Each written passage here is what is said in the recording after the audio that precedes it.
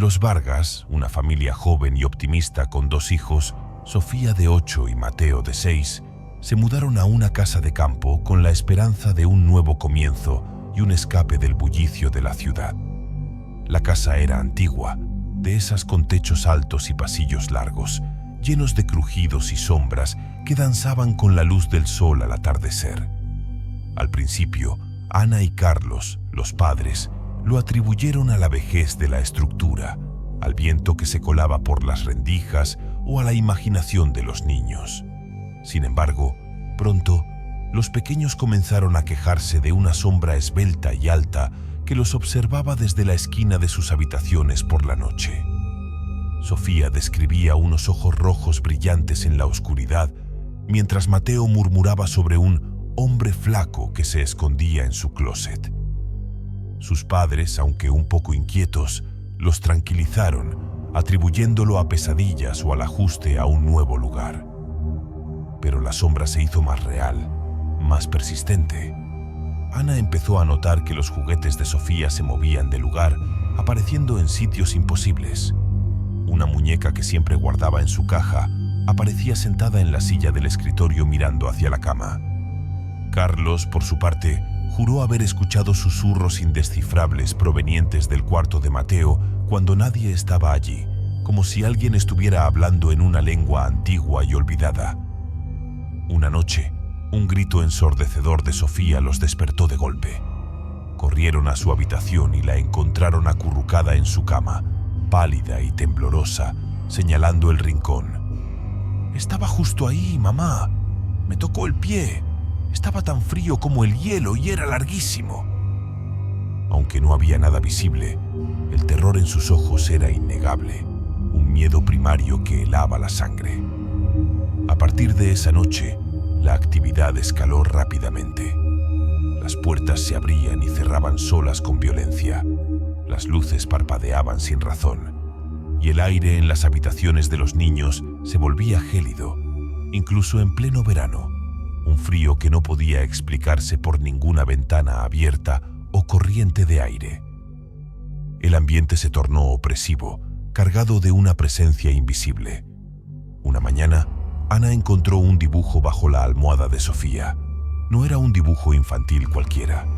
Era una figura alargada y oscura, con extremidades desproporcionadas, ojos rojos brillantes y una sonrisa espeluznante que se extendía de oreja a oreja. Debajo, con letras temblorosas y garabateadas, Sofía había escrito: «No estoy sola. Él siempre está aquí». Esa misma noche, mientras todos dormían, Carlos se levantó para ir al baño. Al pasar por el cuarto de Sofía, la vio sentada en la cama, de espaldas a la puerta, mirándose fijamente las manos. Le pareció extraño, pues Sofía solía dormir profundamente. Se acercó para preguntarle si estaba bien, cuando de repente, una voz gutural, profunda y resonante, que no era la de Sofía, resonó en la oscuridad, directamente desde el cuerpo de su hija. «Ya somos uno. Ella es mía ahora». Carlos encendió la luz de golpe, el corazón latiéndole desbocado en el pecho. Sofía estaba profundamente dormida, tumbada en su cama, respirando plácidamente, como si nada hubiera pasado. Pero el aire frío y pesado permanecía, una niebla invisible que se sentía en los pulmones, junto con la inquietante sensación de que la sombra no solo los observaba, sino que se había arraigado en el hogar, había poseído a su hija y ahora era parte de la familia. Los Vargas no lo pensaron 2 veces. A la mañana siguiente, con el sol apenas asomándose, empacaron lo indispensable y huyeron de la casa, dejando atrás la propiedad y la entidad que los había convertido en sus próximos juguetes, sabiendo que Sofía nunca volvería a ser la misma.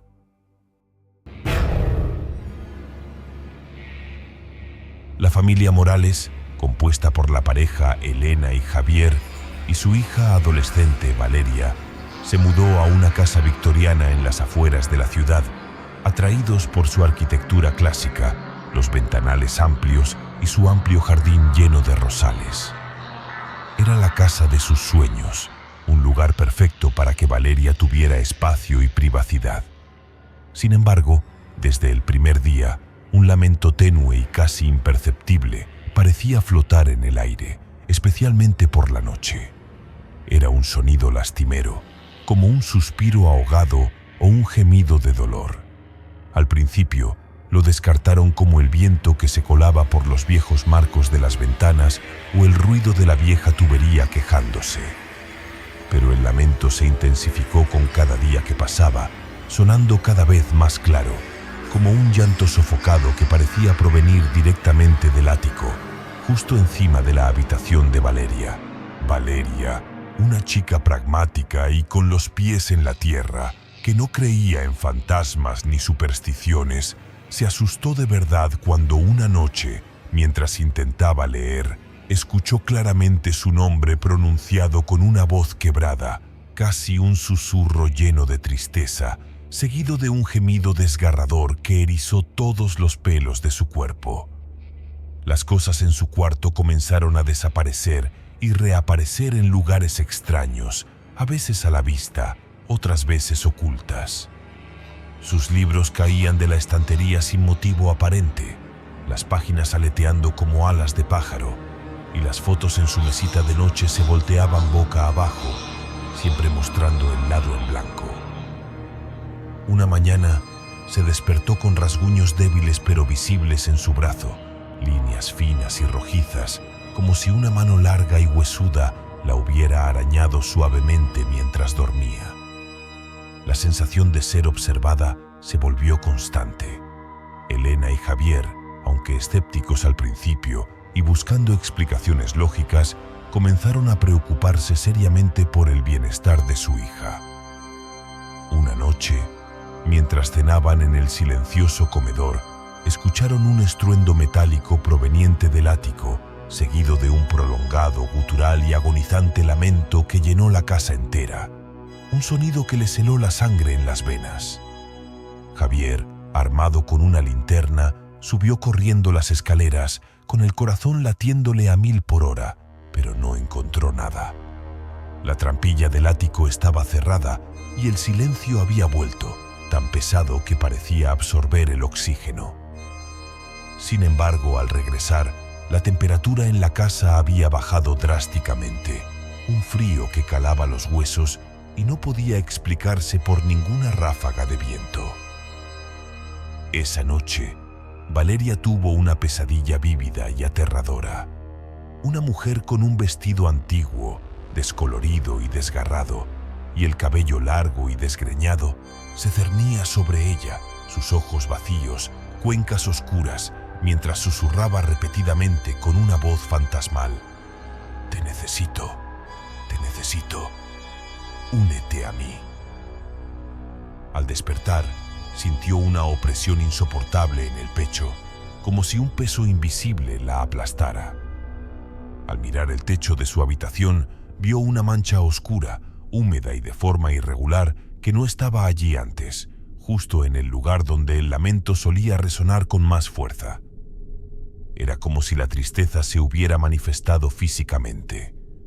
Los Morales entendieron que el dolor de la entidad era tan profundo que se manifestaba físicamente, un alma en pena atrapada en su sufrimiento, y decidieron que era hora de buscar otro hogar antes de que su hija se convirtiera en parte del lamento eterno de la casa, o peor, se uniera a él. La casa ya no era un hogar, sino una tumba para el alma de alguien. Los Fernández, una familia de 4 con los pequeños gemelos, Miguel y Lucía, de apenas 5 años, compraron una casa moderna y espaciosa en un nuevo desarrollo urbanístico, un barrio recién construido con casas de diseño contemporáneo. La casa era impecable, con grandes ventanales y espacios abiertos, pero desde el momento en que pusieron un pie en ella, un zumbido bajo y constante parecía resonar en el aire, especialmente en el pasillo que conectaba las habitaciones de los niños. Lo achacaron a la electrónica, a las nuevas instalaciones eléctricas o a alguna tubería mal aislada, pero el zumbido era peculiar, casi orgánico, como el sonido de miles de insectos invisibles o una maquinaria que operaba bajo tierra. No era molesto al principio, solo una curiosidad. Pero pronto, los gemelos comenzaron a tener terrores nocturnos que iban más allá de las típicas pesadillas infantiles.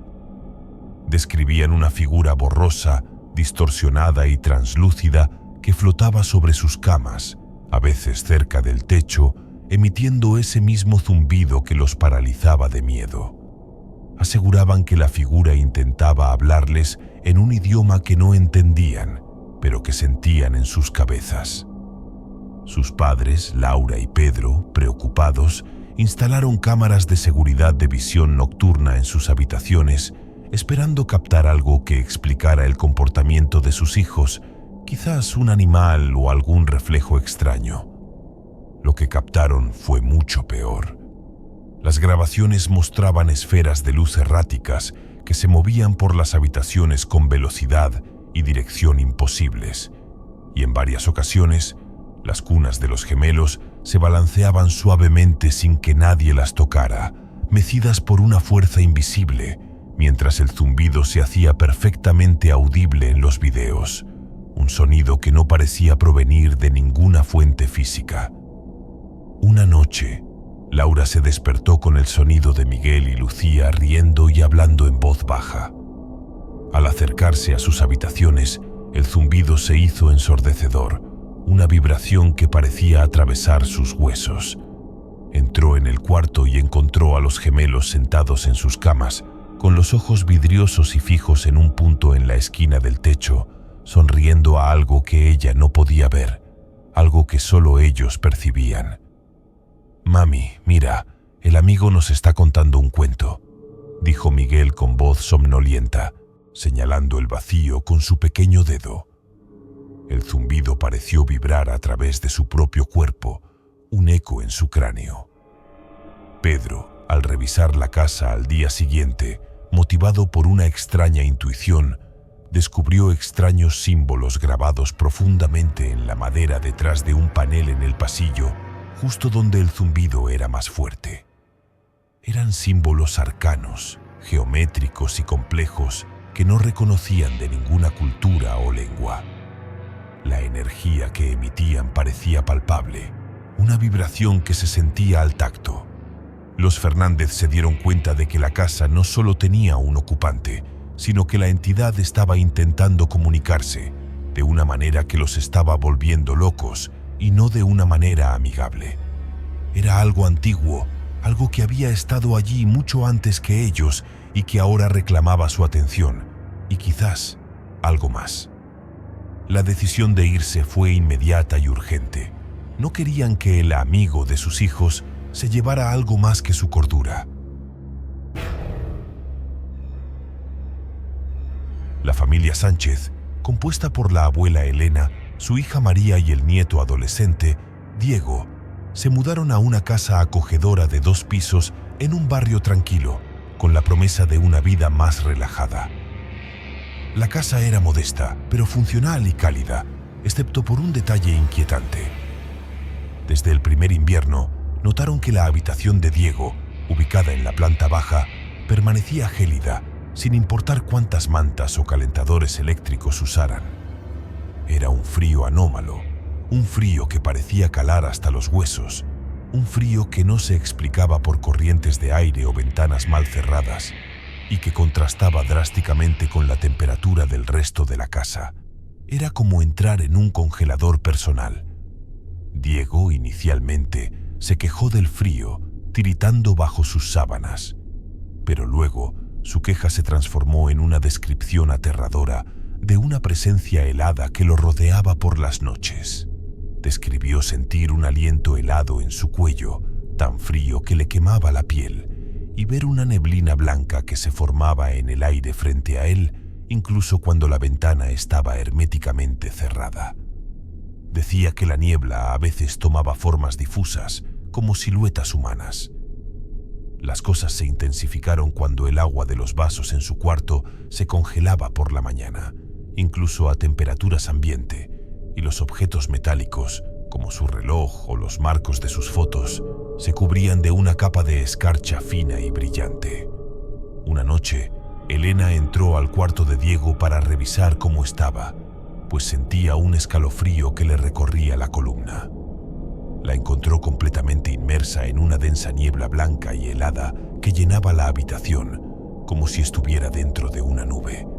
El aliento gélido era tan intenso que apenas podía ver a Diego, quien dormía profundamente bajo una montaña de mantas, ajeno a lo que sucedía. Pero lo más aterrador fue que la temperatura en la habitación había descendido a grados bajo cero, un frío tan extremo que el vapor de su aliento se condensaba al instante. Al intentar tocar la niebla, su mano atravesó una sustancia etérea y sintió una descarga de frío paralizante que le quemó la piel. María, al escuchar el grito ahogado de su madre, corrió a la habitación y encontró a Elena temblando incontrolablemente, sus labios azules.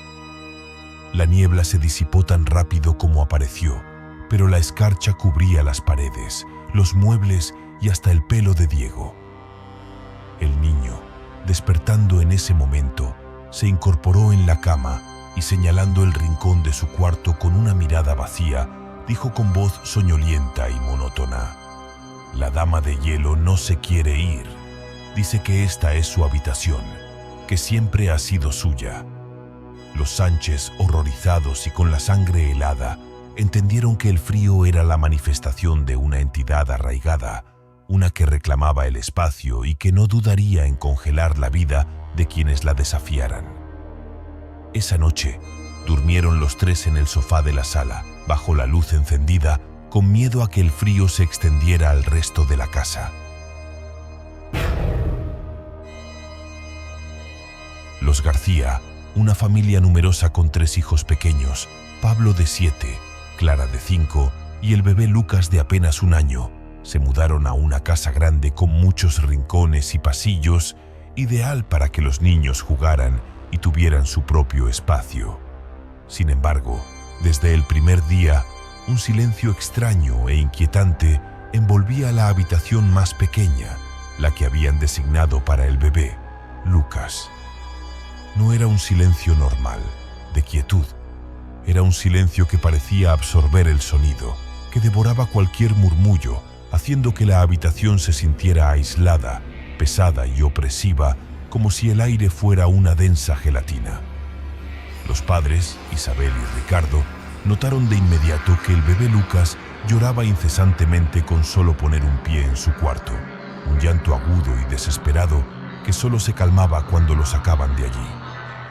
Los niños mayores, Pablo y Clara, se negaban rotundamente a entrar en esa habitación. Afirmaban que había algo que no hace ruido y que se sentía pesado, como si una manta gigante nos aplastara. Isabel, al entrar, sentía una opresión en el pecho, una dificultad para respirar y la extraña sensación de que cada sonido que hacía, desde un simple suspiro hasta el roce de su ropa, se ahogaba al instante, como si el aire mismo fuera un amortiguador de sonido perfecto. Las voces de los niños en el pasillo se silenciaban de golpe al cruzar el umbral de esa habitación. Una noche, Isabel dejó a Lucas dormido en su cuna, después de una agotadora batalla para que conciliara el sueño. Momentos después, mientras revisaba correos en la sala, escuchó un grito ahogado, un sonido rasposo que no parecía humano. Corrió al cuarto del bebé, el corazón latiéndole como un tambor de guerra. La encontró completamente vacía. La cuna estaba deshecha, las mantas en el suelo, pero no había rastro de Lucas. El corazón de Isabel se paralizó. De repente, escuchó un leve murmullo proveniente del armario empotrado. Con las manos temblorosas, lo abrió. Allí, acurrucado en el fondo, entre la ropa colgada, encontró a Lucas. Estaba completamente callado, sus ojos bien abiertos y fijos en un punto invisible sobre su cabeza, su cuerpo rígido. Lo que más aterró a Isabel fue el silencio absoluto que reinaba en la habitación. No se escuchaba ni un solo ruido de la casa, ni el tic-tac del reloj de la pared, ni el susurro del viento fuera, ni siquiera los latidos desesperados de su propio corazón. Ricardo, al revisar las cámaras de seguridad que habían instalado discretamente en el cuarto del bebé, no vio nada inusual a simple vista, pero el video mostraba cómo la cuna se balanceaba violentamente de un lado a otro, y luego, de forma inexplicable, Lucas desaparecía de ella sin que ninguna figura se viera en el marco. Lo más aterrador fue el audio de la grabación. Solo se escuchaba un silencio total, un vacío completo de sonido en el momento exacto en que Lucas desapareció, como si algo hubiera absorbido hasta el último rastro de ruido. Los García no esperaron más. El silencio era una entidad, una presencia depredadora que podía silenciar el mundo a su alrededor y manipular a sus hijos. Era una amenaza que no podían ignorar. Empacaron sus cosas a la mañana siguiente, dejando la casa al silencio que la habitaba, un silencio que ahora sabían era el sonido del terror absoluto.